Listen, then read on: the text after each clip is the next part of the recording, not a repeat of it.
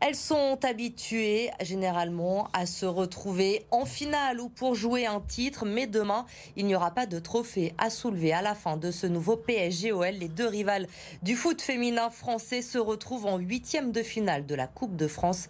Gaël Biche et Vincent Serrano. Quand on jette un œil au palmarès de la Coupe de France, parler d'une finale avant l'heure n'a rien d'exagéré.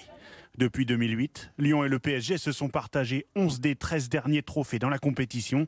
Mais la balance penche clairement pour les Fenotes, sûres de leur force. Clairement, nous, on est favorites, puisqu'on l'a affiché d'entrée de saison. On veut gagner les 3 titres. En tout cas, on arrive sur ce match de Paris bien préparé et sur l'aspect mental en pleine confiance. Pour aller au bout, on sait ce qu'on doit faire samedi.